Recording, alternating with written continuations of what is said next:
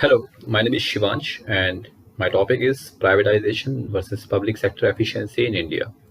Now, imagine this two companies doing the same work. One is fast, innovative, and profitable, while the other one is slow, inefficient, and constantly making losses. The surprising part, the second one is owned by the government.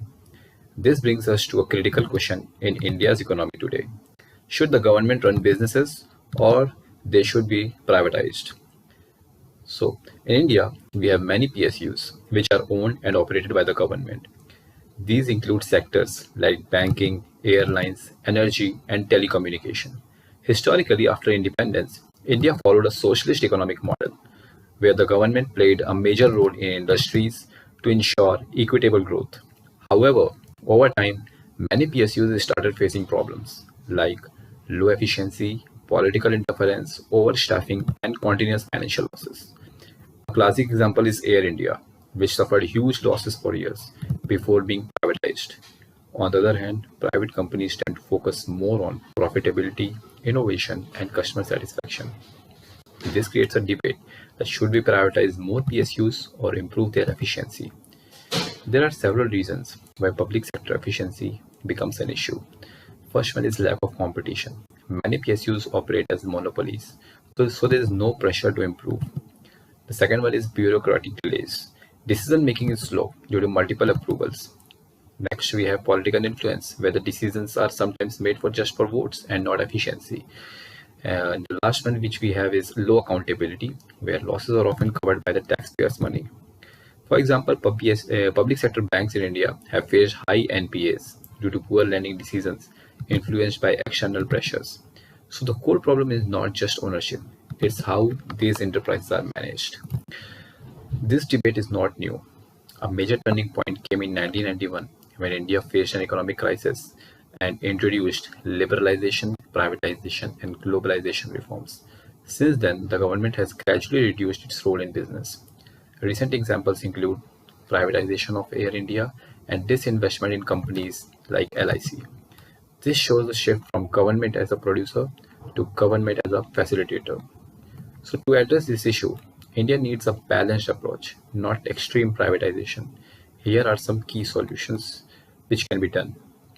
First one is strategic privatization, where we prioritize only non-essential sectors and keep the strategic sectors like defense and railways under government.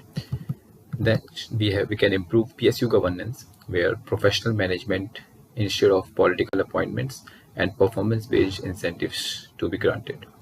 Next, we can do is public-private partnerships, where we can combine efficiency of private sector with stability of public sector. And to increase the competition, we can reduce monopolies to force the efficiency. Last one we can do is transparent disinvestment to ensure fair valuation and avoid corruption. The goal should not be just selling assets, but improving economic efficiency. So for implementation phase, it can be done in three phases. First one is short term, which is implemented for 1 to 2 years, where we can identify loss-making PSUs and improve the transparency. Next, for the medium term of 3 to 5 years, we need to focus on privatization of non-strategic sectors and strengthen their regulation. For the long term of 5 to 10 years, we need to build a competitive economy where both public and private sectors coexist efficiently. This phased approach ensures stability and minimizes risks. However, there are major challenges like political resistance due to fear of job losses, labor union protests, and concerns about private monopolies. So reforms must be handled carefully with proper communication and safeguards. To conclude, privatization is not a magic solution and public sector is not always inefficient. The real question is not who owns the business, but how efficiently it is run. India's future lies in finding the right balance, where the government focuses on governance and policy, and the private sector drives the innovation and growth. Because in the end, the goal is simple: a stronger, more efficient Indian economy.